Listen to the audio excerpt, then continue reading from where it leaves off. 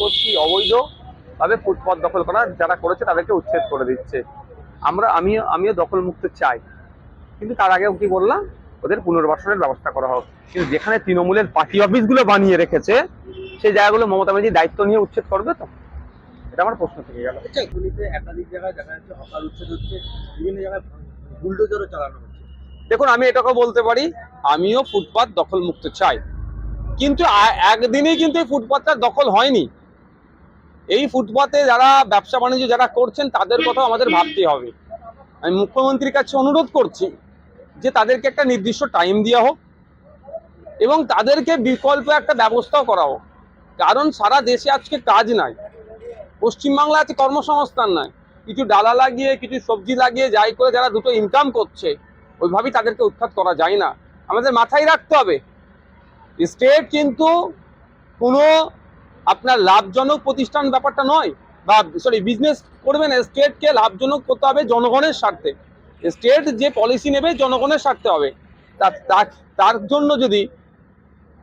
জন্য যদি এই যে যারা ফুটপাত দখল করতে আছে সেটাকে আমি কোনোদিন প্রশ্রয় দিচ্ছি না, কিন্তু হঠাৎ 24 ঘন্টার নোটিশে উচ্ছেদ করে দেওয়া হবে, তাদের বিকল্প তাদের ব্যবস্থা করে দেওয়া হচ্ছে না, এটা মেনে নেওয়া যায় না।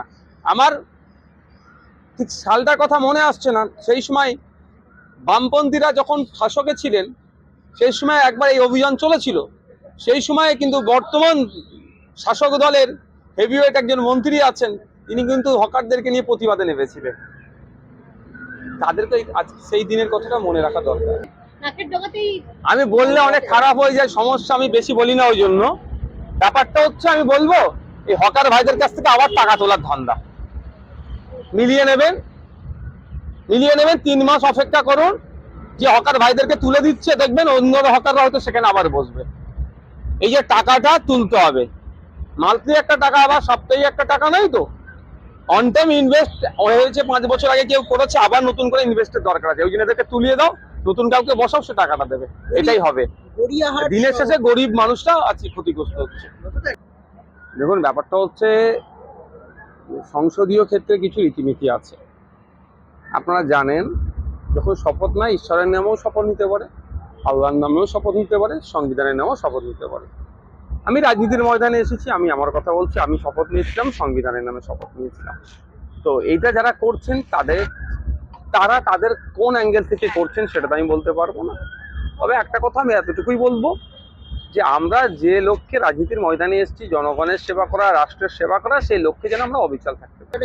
এটা নিয়ে তো অনেক হচ্ছিল, বিকল্প দেওয়া হয়েছিল INDI জোটের পক্ষ থেকে, অনেক কিছু হচ্ছিল, আমি সব দেখি, সবটা নাহলে কিছুটাও শুনতাম ধ্বনিপত্রের মাধ্যমে হচ্ছে। আমি একজন রাজ্যের আইনসভার সদস্য হিসাবে আমি বলতে পারি, অনেক ক্ষেত্রে শাসকের সাথে সহমত না হলে ধ্বনি ভোটে পাস হয় না। সেক্ষেত্রে আমরা দেখেছি, যখন অপোজিশন চিফ হুইপ ছিল মনোজ টিগ্গা সাহেব, তখন তিনি স্পিকার, বা এখন তো প্রোটেম স্পিকার বা অ্যাক্টিং স্পিকার, আমাদের তখন প্লেন স্পিকার থাকতেন, তাকে বলতেন কি ডিভিশন চাইতেন। কেন INDI জোট ডিভিশন চাইল না, অর্থাৎ সরাসরি ভোটাভুটিতে অংশগ্রহণ করলো না, এটাই তারা বলতে পারবে, কিন্তু প্রভিশন থাকে। একটা সেই বিষয় যে নির্বাচন শেষের পরে কিন্তু দেখা যাচ্ছে যে একের পর এক কলকারখানা বন্ধ হয়েছে, কারখানা তো হচ্ছেই না, দেখা যাচ্ছে ব্রিটানিয়া কোম্পানিও রাজ্য থেকে চলে গেল, সেটাকে কিভাবে দেখছেন? আমি দায়িত্ব নিয়ে বলছি, যতদিন তৃণমূল কংগ্রেস রাজ্যে থাকবে, নতুন যারা ইন্ডাস্ট্রিয়াল যারা আছেন, যারা কলকারখানা বানায় হওয়া সম্ভব নয়, অনেক কঠিন। কারণ যে রাজ্য থেকে টাটার মতো কোম্পানিকে বিতাড়িত করেছে, যারা ইনভেস্টর আছেন, যারা শিল্পপতি আছেন, তারা অত সহজ নয় যেখানে 10 টাকা ইনভেস্ট করলে এখান থেকে কিভাবে টাকাটা ইনকাম করতে পারে সেটা মাটিটাকে দেখবে। আপনারা জানেন, তৃণমূল কংগ্রেসের সাথে বড় বড় শিল্পপতিদের খুব ভালো সম্পর্ক, আদানি আম্বানিদের সাথে ভালো সম্পর্ক, তারাও ইনভেস্ট করছে না কেন? এত দামাল ছেলে আছে তৃণমূল কংগ্রেসের, এত তোলাবাজি, এত দুর্নীতি, এত কাটমানি, ফলে তারা এখান থেকে কারখানা গুটিয়ে নিয়ে চলে যাচ্ছে। গত বছরের কথা বলছি, সবিস্কো কোম্পানি ডানকুনি থেকে কারখানা গুটিয়ে নিয়ে কোথায় চলে গেল? বিহারে গেল। আপনি স্পেশাল ইকোনমিক জোন পশ্চিমবাংলা অনেক কটা জায়গায় তৈরি হয়েছে, ফলতাতে একটা আছে, আপনি খোঁজ নিয়ে দেখুন, ফলতাতে যখন তৈরি হয়েছিল প্রায় ওখানে 4.5 লক্ষ শ্রমিক কাজ করতো, আজকে ডেটে গিয়ে দেখুন 10,000 শ্রমিক কাজ করছে না, অর্থাৎ কলকারখানা বন্ধ হচ্ছে। যারা বলেছিল ক্ষমতায় আসলে 6 মাসে শিল্প করে দেখাবো, আমার মনে এখনো 6 মাস সম্পূর্ণ হয়নি, ওই জন্য সম্পূর্ণভাবে বা শিল্প করেন।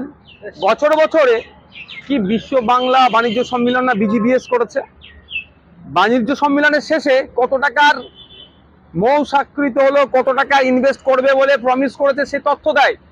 কিন্তু আমি বিগত বছরে বলেছি, আজকেও বলছি, সৎ সাহস থাকলে রাজ্য সরকার দেখাক, ডেটা দেখাক যে এই বিগত যে কটা বছর এই বাণিজ্য সম্মেলন করেছে কত টাকা খরচ হয়েছে তার ডেটাটা পাবলিক ডোমিনে আনুন, আর কত টাকার এক্সাক্ট ইনভেস্ট হয়েছে। প্রতিশ্রুতি আমি দিচ্ছি 10,000 কোটি, 50,000 কোটি, 1,00,000 কোটি টাকা ইনভেস্ট হবে। ঘোড়ার ডিমের মাথা কত টাকা, 5 টাকা ইনভেস্ট করেছে কি সেটা দেখুন। আসছে যাচ্ছে শিল্পপতিরা 5 স্টার 7 স্টারে খাচ্ছেন, 4,500 5,000 টাকার প্লেটের একটা প্লেটের খরচ, সেটা হচ্ছেন এসি মানে 7 স্টার 5 স্টারে থাকছেন, চলে যাচ্ছেন, আর একটা করে বলেছেন এত টাকা ইনভেস্ট করব, কিন্তু দিনের শেষে 10 পয়সা তারা ইনভেস্ট করছে না। ডেটাটা দেখাক না রাজ্য সরকার। শেষ বিষয় রাখবো, সেটা হচ্ছে পৌরসভা চেয়ারম্যানদের যে বৈঠক হয়েছিল সেখানে জমি মাফিয়াদের হুঁশিয়ারি দিয়েছে মুখ্যমন্ত্রী, সেটাকে কি বলবো? মুখ্যমন্ত্রী নিজে ভূমি সংস্কার দপ্তরের মন্ত্রী, কিন্তু দেখতে পাচ্ছেন না কি হচ্ছে। আর একটা কথা এর সাথে অ্যাড করছি, অবৈধভাবে ফুটপাত দখল করা যারা করেছে তাদেরকে উচ্ছেদ করে দিচ্ছে।